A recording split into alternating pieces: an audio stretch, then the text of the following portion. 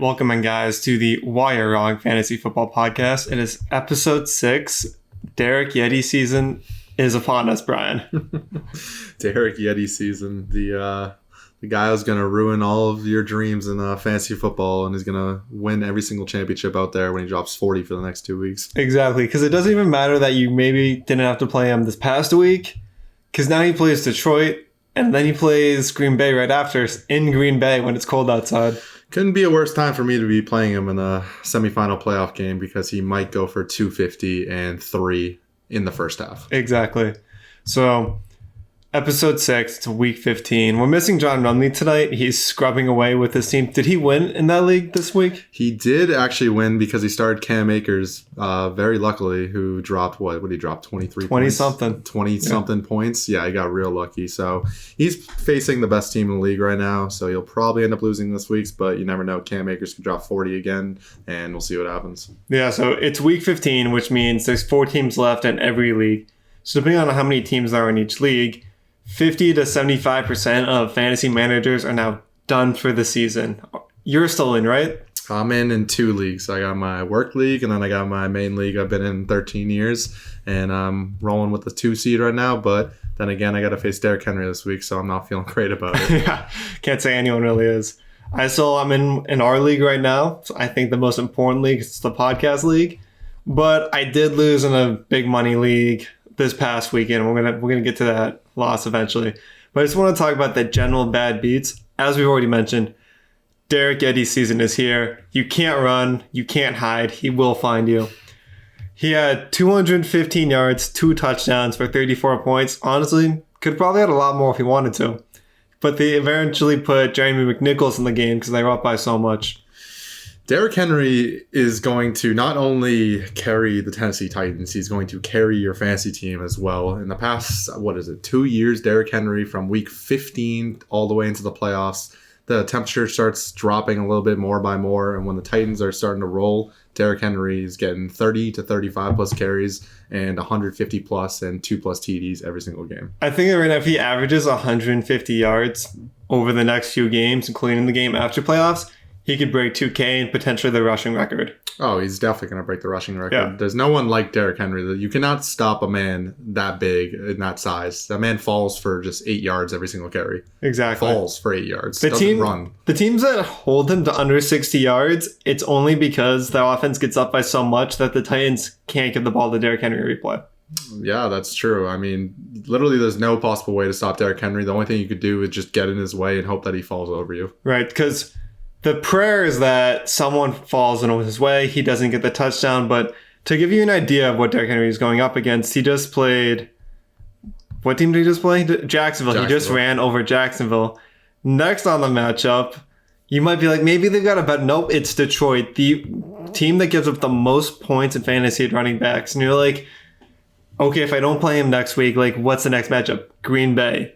The team that has given up the 4th most points to fantasy running backs. What I don't even feel great about is that Derrick Henry's in Tennessee. It's not even in Detroit. Like, if it was in Detroit, I could see, like, okay, Titans, could throw a couple play actions, throw to A.J. Brown, get up pretty big before halftime, maybe pull him, not give him as many carries. But no, it's in Tennessee. He's going for the 2K rushing record. Like, they are going to give him every single carry possible, which is terrifying.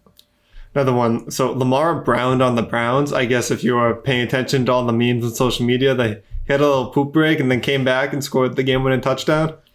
Lamar Jackson's in like a freakish mode right now, and I feel like everyone should have saw us coming because the Ravens had such an easy schedule at the beginning of the year, and now they're playing such easier matchups towards the playoffs now. And Lamar has gone off in the last 2 weeks, and he's going to continue to do it throughout the fantasy playoffs and probably into the playoffs when the Ravens make it. So one thing I think people forgot about is Lamar's first amazing week 1, was when he crushed the Cleveland Browns. So if you were expecting a bad game from Lamar this week against the Browns again, I don't know what you were thinking. Well, it definitely cost some people their fantasy playoff matchups, which we'll probably talk about a little bit later. Yeah, but to give everyone a heads up, Lamar Jackson, if you were told that the quarterback only threw for 163 yards and 1 touchdown, you're like, man, that's an awful game. But then when you add on, he also ran for 124 yards and 2 rushing touchdowns, you're like, wait, he's a running back at the same time? What are they doing? Well, I mean, when he was drafted, they mentioned that he was a running back, and I mean, he is a running back because he can't really throw the ball still. But he got lucky on that Marquise Brown touchdown where he looked like he was running, and everyone started running straight towards him. He just lobbed it right over to Marquise Brown for a nice, 47-yard touchdown. Yeah, just a nice little lob. Nice little lob. Easy. So his next two matchups, where if you think like, okay, it has to get better if I'm playing against them, I don't want to disappoint you, but his next matchup is Jacksonville, who gives up the third most points to fantasy quarterbacks.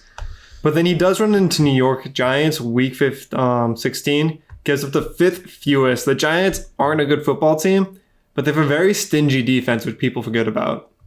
Yeah, I mean, Jacksonville, I'm playing against Lamar this week and Derrick Henry. Just not great overall, but I think that Lamar probably will have a pretty good game against Jacksonville. But then again, it's like, we've seen Lamar have some pretty terrible games. We've seen Lamar have some pretty good games. Like, is he going to continue this streak, or is it going to be a fluke thing because people are going to realize he can't pass the ball and he can only run the ball? If you could just stack the box, maybe you could hold him to less than 30 fantasy points. But if you can't stop his run game, then it's 30 plus easily every time. Yeah, but with Jacksonville's defense right now, stacking the box basically isn't playing anyone at all. One can wish. Yeah.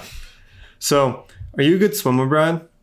Yeah, I'd say I'm a good swimmer. Because did you know that the streaming quarterbacks swam further ahead of all the big name quarterbacks this week in fantasy? Oh, did they? So Derek Carr, Mitch Trubisky, Drew Lock, and Tua Tagovailoa all finished in the top 8 this week, while Ryan Tannehill, Deshaun Watson, Justin Herbert, and Tom Brady all finished outside of the top 15. I didn't even actually know that. I knew Tua had a really good game this week, too. I actually knew Drew Lock had a pretty decent game as well, but that's honestly surprising. I wouldn't recommend that as a stream, one of the free agent guys going into the fantasy playoffs, but that's just how fantasy football works. So, would you consider, if you had the balls enough to play him against the Saints, Jalen Hurts had a 20-point game? He actually has a pretty soft schedule as a quarterback going into the next 2 weeks. If you were able to pick him up on waivers, would you consider playing him? I think that Jalen Hurts is a winner. I don't think he's going to equate very well to fantasy football. I could be wrong, but then again, we're talking about the Philadelphia Eagles here. They got lucky with a quarterback change. People were preparing for Carson Wentz. Next thing you know, Jalen Hurts gets thrown into the lineup midweek. It's like, yes, he's a running quarterback, but at the same time, we've seen the Eagles choke time and time after again. So I wouldn't trust him, but you might want to bench stash him for week 16 if he does go off again. Just like the two guys are almost like this similar kind of players at this point for fantasy. Would you rather play next week Taysom Hill versus the Chiefs or Jalen Hurts? Taysom Hill, because he's going to be playing in garbage time the entire time against the Chiefs. Chiefs go up early, 21-3. Next thing you know, Taysom Hill is they're going to play probably a little bit off coverage from the receivers. They're going to play a little bit back with a lot of running room. Taysom Hill is going to have probably 50 to 100 rushing yards, maybe 2 passing touchdowns. Like that's my theory. After seeing Tua put up these numbers last week, I think it's basically if you're playing against KC, it doesn't matter where they rank, especially for quarterback against quarterbacks, because you're going to have to play catch up. So that just means more points for the quarterback. Exactly. So I would definitely trust Taysom Hill over Jalen Hurts for this week. No doubt. And then just because we got to talk about him because of the past few weeks, T.Y. Hilton, or thank you, Hilton, if you picked him up. 5 for 86 and 2 against the Raiders for 23 points.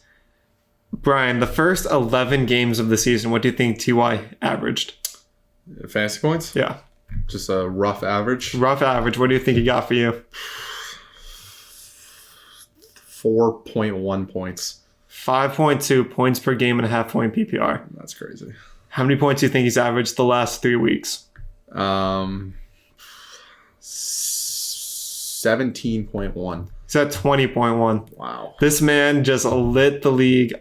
Basically decided to come out of retirement, it felt like, and just has lit up teams. He gets to go back and play Houston, who he had his first big game against. Do you see him having a big game again? He's actually dominated Houston every single time he's played them. So, yes, I do see that he probably has another big game against Houston. Then again, he could just get injured and taken out of the game because that's usually the T.Y. Hilton that we know. Yeah. But then again, it's like he dominates Houston every time. I think that Indy is way better than Houston to begin with. So if they're going to win the ball game, they're either going to have to use John Taylor, Nyheim Hines, or they're going to have to throw deep to either Hilton or Pittman. But I think Hilton has a little bit of an edge just because he's been so dominant the past few weeks. Right. I feel like he just emerged as the guy, and Philip Rivers is like, oh, I have a receiver to throw the ball downfield to? I guess I might as well use him. Exactly. And that's why Michael Pittman was such a big free agent ad a couple of weeks ago, because everyone's like, oh, T.Y. sucks. T.Y. sucks. And then next thing you know, T.Y. starts going off. All this attention's put on Michael Pittman. They're like, okay, now what do we do? Exactly. So to bring up the losses that we both experienced. So my loss was against the Derrick Yeti. I did not survive the Derrick Yeti train. I almost did. I came very, very close to. But my biggest follies were I played the wrong defense this week. I played the Carolina defense against Denver thinking Drew Lock was going to be trash like he normally is. Drew Lock turns around and crushes them for 4 touchdowns. While Arizona played the Giants, who decided to flip-flop between quarterbacks and just allow like 6 sacks to one player, a few fumbles. And that 16-point difference between the two factored into why I lost. But my official loss was on the last relevant drive for Pittsburgh to that dumb pick play to Juju in the end zone. Basically ended up losing my game by 5 points. But the real big dagger was the 2-touchdown game from Gesicki. Because I watched the touchdown happen, not realizing that Gesicki was playing against me. It was the second one when Tua threw a 30-yard touchdown to Mike Gesicki in triple coverage. Tua released his inner Brett Favre and realized completion's a lot more awesomer when you force him through triple coverage. And Gesicki bobbles this ball and still comes down with it. And that was how I lost, I want to believe. Mike Gesicki is actually very talented. I think that Mike Gesicki benefits from Tua just like Devontae Parker benefits from Ryan Fitzpatrick. Only reason why is because these rookie quarterbacks love to throw their tight ends so much. Yeah. It's either in the flat or it's like straight up the middle. It's like, oh, if I have to throw it all the way to the outside, there's no chance he's accurately throwing over to Devontae Parker. But Gesicki's actually been a stud the past couple of weeks, and that's definitely heartbreaking that he ruined your fantasy championship dreams. Yeah. And so did Derrick Henry. But you got to make sure you start the right guys against Derrick Henry, because if you sit that one bench player that goes off, you got no shot against a 40-point Derrick Henry. Derrick Henry's going to account for 2 of your players no matter what. Exactly. So, Brian, you didn't actually lose, but the team you were cheering for lost. So can you walk me through that loss?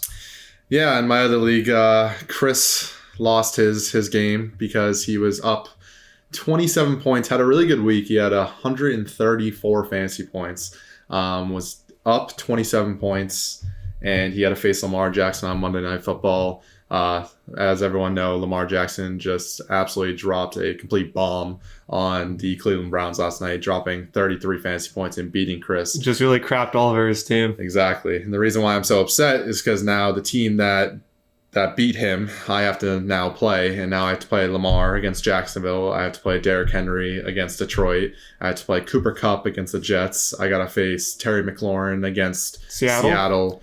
I got to face Josh Jacobs. I got to face Dave Montgomery. It's not great. The matchups he has is awful. I mean, it's just great, but it's not good for me. If you thought that Derrick Henry had an easy fab matchup, so does David Montgomery.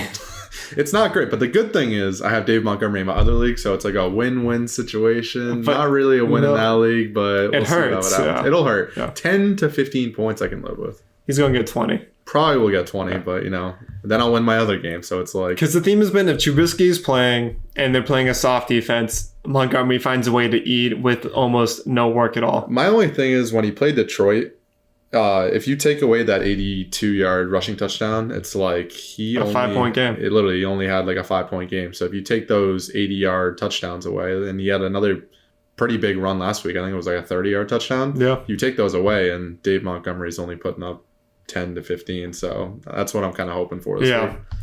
So now to get into our few why you're wrong players for this segment. So I'm picking Aaron Jones because a lot of people have been very frustrated with Aaron Jones, or mainly the Green Bay offense with the free Aaron Jones hashtag, because this character named Jamal Williams keeps getting on the field for too long and he's taking away my guys' carries. Yet at the end of the day, Aaron Jones is the better play between the two. On the year, he has 160 carries, 823 yards, 7 touchdowns, 38 receptions for 285 and 2, averages 16.7 points per game. He's the RB5 on the year and drafted as the RB12, so like you can't complain with his year-long performance, but you're really hoping for some big things in playoffs this year. Aaron Jones started the year off really hot. He started off with 15, 43, 15, 20, and then you saw a regression in his stats, and you're like, okay, what's happening here? It's like the Packers keep winning games. We need him for the playoffs. Let's not run him into the ground and make sure he gets hurt, because Aaron Jones has had a history of injuries that don't keep him out for a long time, but could definitely linger on into the playoffs, and that's when you need him for those crucial moments. So I'm not going to say Aaron Jones is a bad play in the fantasy playoffs. I just don't think he's going to be that guy to dominate and win fantasy championships. He's not going to be the reason, but he still will have pretty good games. Yeah, I think I see Aaron Jones scoring a touchdown in like 50 to 60 yards. He's going to support your team. And there's still the chance that he blows up and can win you the game right out of hand, but he's not going to tank your team when you need him this week. Yeah, he definitely still gets the carries. He gets somewhere like between like 10 to 17, like on average, I'd say. But if he doesn't bust out for like a 50-yard touchdown, which he's normally used to do, but like he's got some okay matchups, I guess, going into the playoffs. It's just like, can I get lucky, and can he have one of those breakout runs that really dominates his fantasy game? Right. I want to get into the other wire wrong player this week. You chose running back Kenyon Drake, who I think his words were, this is the face of a man who's going to win you a fantasy championship at the beginning of the year. Play the Twitter clip. Look at it. So he has 201 carries, 848 yards, and 9 touchdowns, and then 18 receptions for another 103. So he's averaged 13 points per game on the year so far. Running back 14, drafted as the running back 10. Kenyon Drake straight up told you guys, hey, I might have not been that great at the beginning of the season. He had a 13, 10, 8, 3. I think week 4, people were talking about Kenyon Drake. They're like, damn, this guy's a bust. What was happening? He dropped 30 in the playoffs last year. Where's Kenyon Drake at? And the next thing you know, he said, screw you guys. I'm coming back and I'm dropping 29 the next week. And then he had a regress. He got hurt in week 7, had a bye week, sat out week 9. And then he started to really come alive. He had 10, 14, 23, 13, and 16, which is pretty good RB2 numbers. So I don't know where all the hate is on Kenyon Drake. He's better than players like Miles Sanders at RB2, Jonathan Taylor. There's a ton of RB2s out there, and Kenyon Drake is considered arguably better than some of those RB2s out there. I think you could also say he's probably better for your team than Joe Mixon was this year, right? Oh, 100%. Sorry, Juan. But are you ready to play a game, Brian? Mm-hmm. But actually, now we got enough time to play one little game. So this game is called Kenyon Drake or. So round 1, Kenyon Drake or Clyde Edwards-Helaire? Just based off yeah. Who do you think is better? I'm going to go Kenyon Drake. Interesting. So who do you think has more touches per game? That's a tough question. Off games they played? Yep. They both played 12. I'm going to go with Kenyon Drake. It is Kenyon Drake. Kenyon's at 18.3. Clyde's only at 16.8. Got him. Who do you think has more yards per game?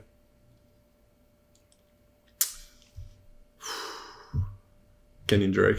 It's not Kenyon Drake. Damn. Well, he doesn't catch the ball. That's the reason why. Kenyon Drake's at 79.3. Clyde's at 84.8. Okay. Who do you think has more fantasy points per game?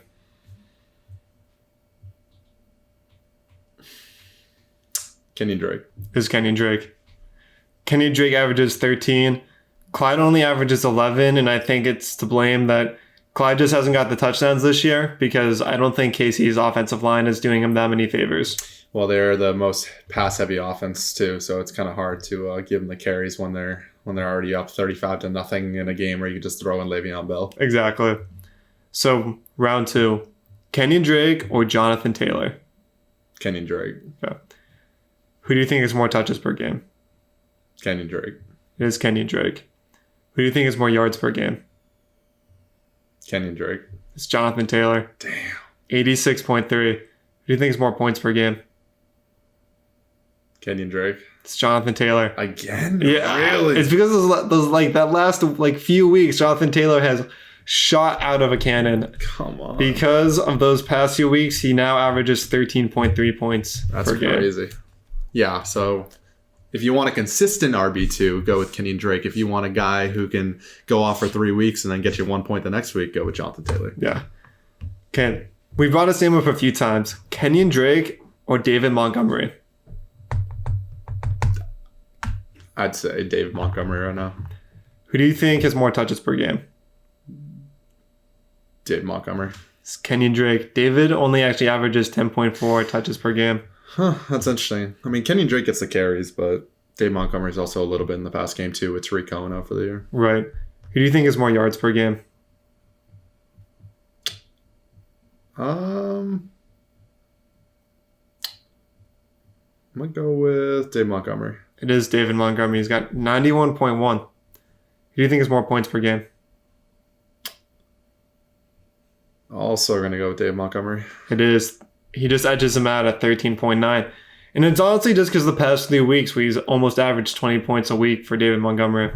He's got the skill. He's always been that guy since last year. Everyone was like, when's he going to break out? When's he going to break out? And that man's freaking fast. He's a big running back. Like, he can also pass catch as well. Like, if only the Bears could just give him a few more carries, he'd be an elite, probably low-end RB1 if he actually got the production. I think what's really funny is that when the year started, everyone had all this hope for David Montgomery because he gets all the opportunity. He just can't do much with it. And then everyone was like, okay, maybe he isn't good. And then you take him out of the Bears offense and you're like, wow, the Bears really need David Montgomery.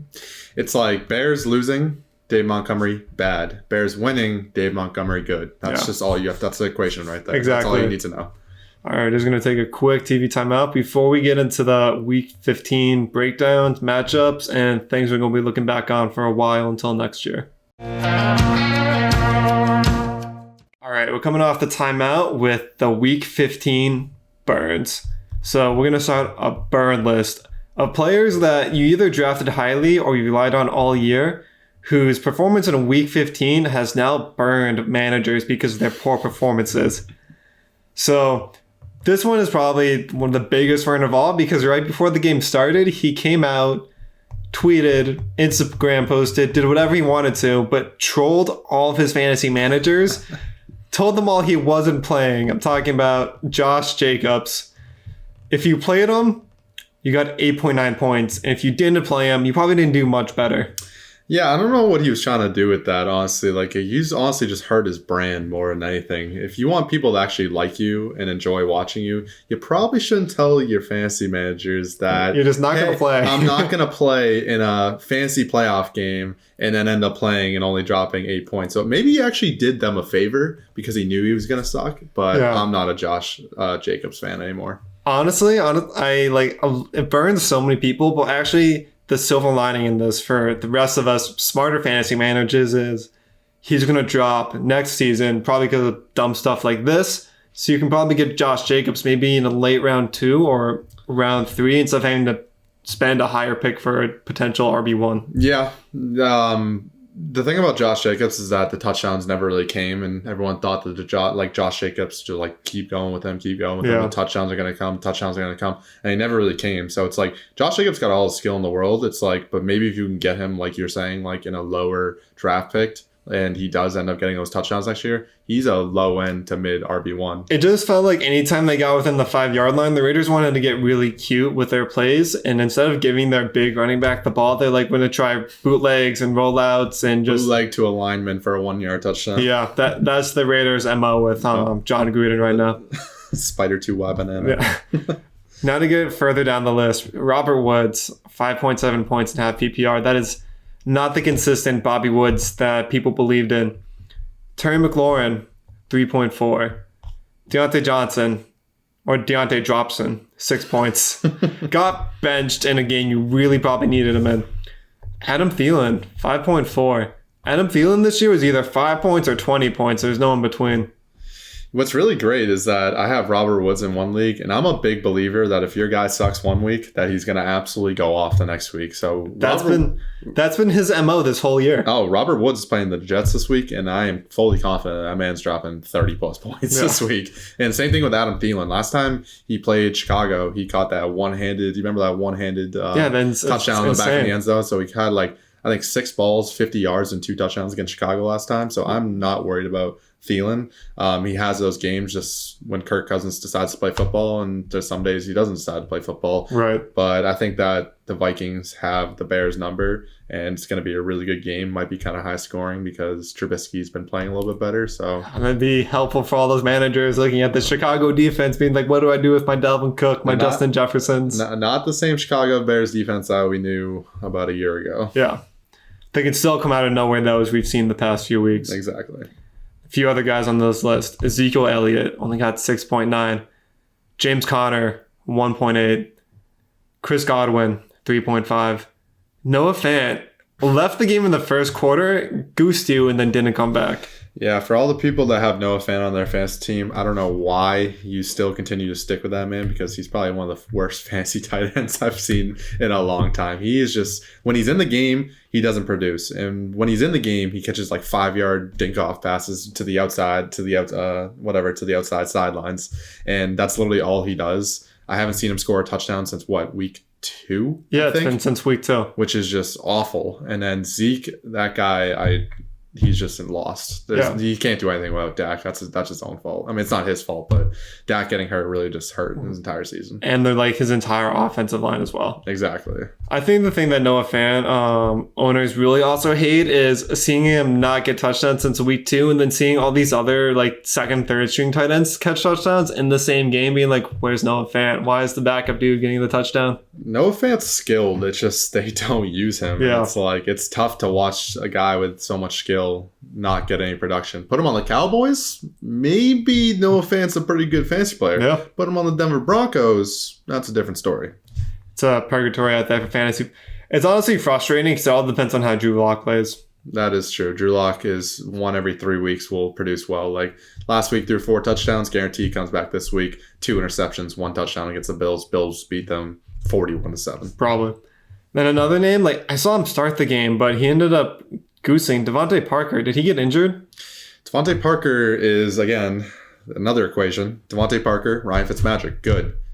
Devontae Parker, Tua Tagovailoa, terrible. So anytime Tua's in the game, Devontae Parker is not fantasy relevant. Anytime Fitzmagic's in the game, Devontae Parker is relevant. And I've had him on my team. That's how I've been playing it all season. It's been working for me pretty well. All right, so to get in some waiver wire wisdom now, most of the managers that are probably still in this, the 4 of you in each league, you probably don't need a lot of waiver wire help right now, but for the few that might, some wide receivers you could be looking at. Now this, the pool is barren unless some guys in your league decided to be the worst kind of managers and fantasy dump their whole team.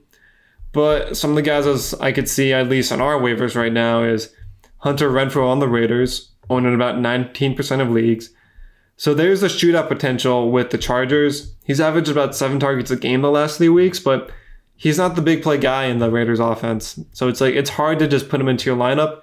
You're putting him in for the PPR bump, but not expected big touchdown game like Ruggs or Aguilar can do. Yeah, I mean, I would only trust Aguilar in that offense. If I were going to start anyone, it would be Aguilar. It's like Hunter Renfrow is like a solid 4 for 36 yards. Yay. Exactly. If you want less incentive and fantasy points, Hunter Renfrow is definitely your guy. Another guy is Russell Gage for the Falcons, 11% of leagues.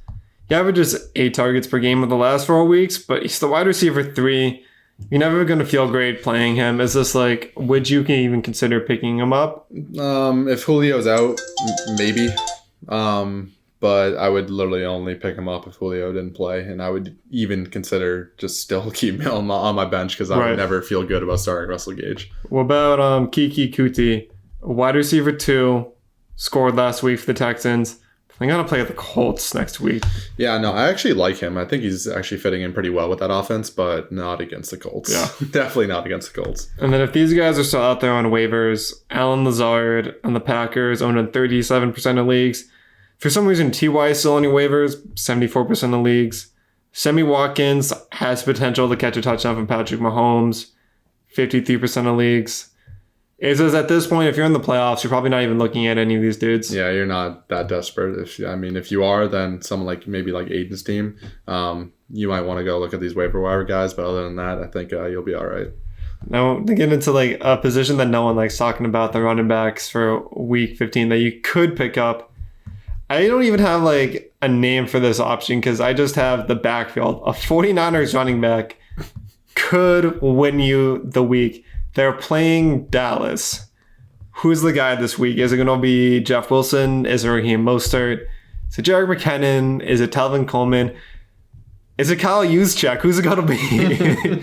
Honestly, Jeff Wilson gets a ton of carries in the red zone. I don't understand why, but if I were to start someone, clearly you guys don't start Mostert just because he gets the carries for the bulk of 30 to the red zone. But whenever they get within 10 yards, they're like, oh, Mostert, just sit on the bench. You're going to put in Jeff Wilson, and he's going to steal your touchdown here. Right. Like, honestly, there's no world where anyone would feel comfortable doing this. But if you were super desperate in a big, like, wide league, could you see yourself starting both Mostert and Jeff Wilson and just basically saying, I'm taking the two big workhorses of the potential 49ers running like backfield and potentially going to combine for 20 points? If you want good advice, never do that. Okay. Because you'll lose your fantasy game probably 99 out of 100 times. But there's one chance that you might get lucky and they both drop 25. But there's no way I would ever do that. All right, so this is going to be a really dumb bet. This is honestly for nothing. What do you think the over-under is that Jeff Wilson and Mostert combine for 20 points? Combine for 20 points? Yeah, like let's say you need 20 points out of both your running backs combined. Yeah. You play both as your RB1 and RB2, and then at least one of them gets 20. I think Mostert will get 20. I don't know about Jeff Wilson. That's... So you give each of them 11 carries versus Dallas. Could you get 20 points with both of them combined? Yeah, I would say you could. Okay. Maybe. Jeff Wilson could have like 3. All that's on the table, Brian, is a very hard I told you so for next 20 week. Points, if you're going up against Derrick Henry's going to double both. Exactly, but if you're not going up against Derrick Henry and you're in a super wide league, like, and you're that desperate, you might have to do it. All right, fair enough. Would you even consider picking up Yeti Smith on the Falcons? No shot. Leave him on the waiver wire. And some league-winning handcuffs that you could pick up for Week 16 if their guy goes down. Alexander Madison, Tony Pollard, Jamal Williams. Leonard Fournette this week, Ronald Jones is out because he's having surgery on his finger. I saw that, actually. I was actually at the barber shop, and I saw the little ticker at the bottom. It's something with his finger, some type of surgery. I didn't Do you know what's interesting? The Leonard Fournette fantasy owner in our league dropped him a few weeks ago, and a team that's no longer in playoffs is the one that picked him and owns it now. And I think what's funny is all season this manager was saying how Leonard Fournette is eventually going to take over the backfield. And here he is, week 15, the full-time running back does not have him on his team. Who are they playing? I feel like it's no one good. Well, I got Fournette on my playoffs league, and I got to choose between Cole Beasley, Marvin Jones, and Leonard Fournette. I don't know who to start, actually.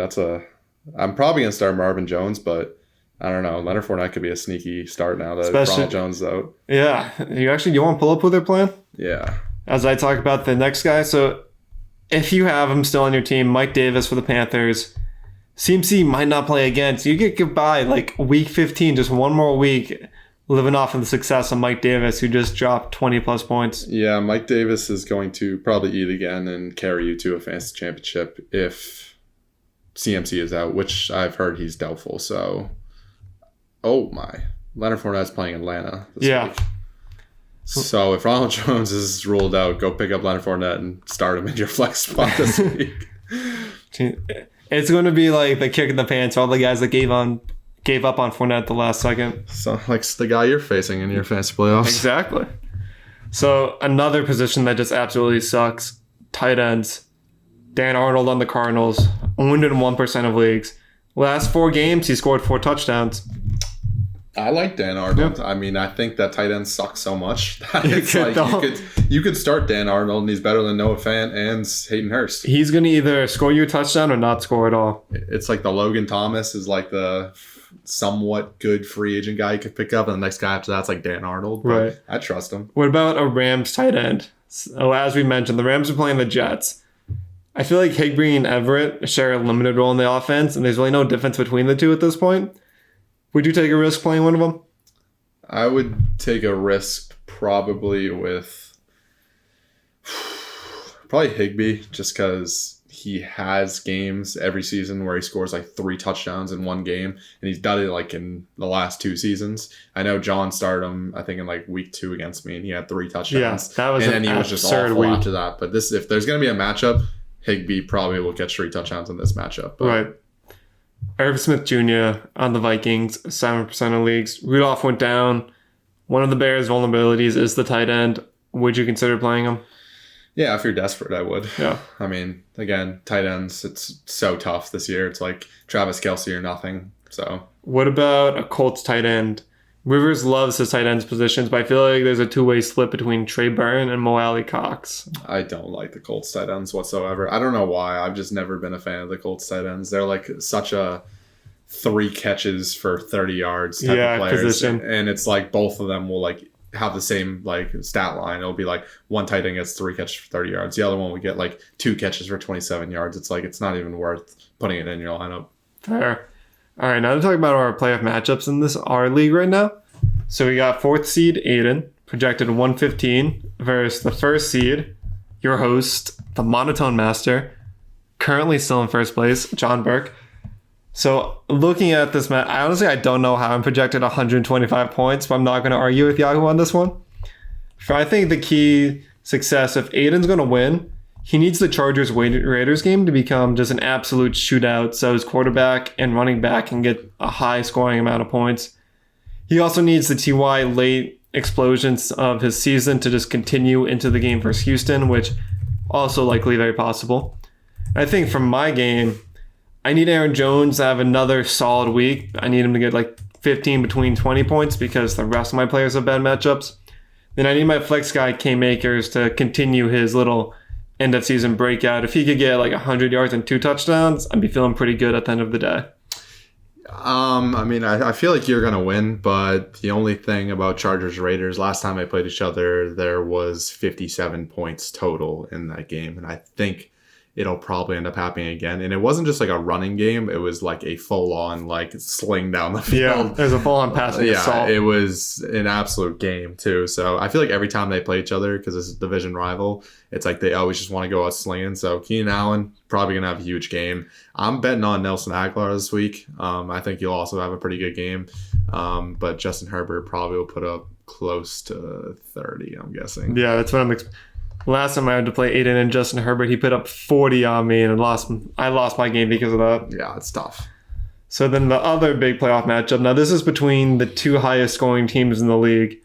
Rumney's team projected a 115 versus Chris's team projected a solid 115.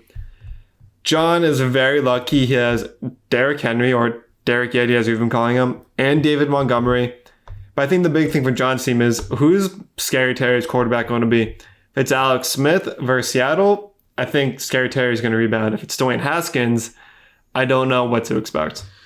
Well, I'm facing the same thing because I'm playing Terry McLaurin in my other league, and I'm like, okay, like how can I avoid Terry McLaurin going off at all costs? Like, what are my scenarios? And I'm like, okay, Alex Smith out probably is the better quarterback. Terry McLaurin probably has a pretty good game against Seattle. Put Haskins in, it's like, okay, they're playing Seattle, but Haskins is terrible. The only thing is Haskins and McLaurin played together in college, right? So they already have that chemistry, and we've seen it happen before when Haskins was the quarterback. So I'm praying we just get lucky when I'm facing McLaurin this week. But if Haskins is the quarterback, would you tilt off of Logan Thomas?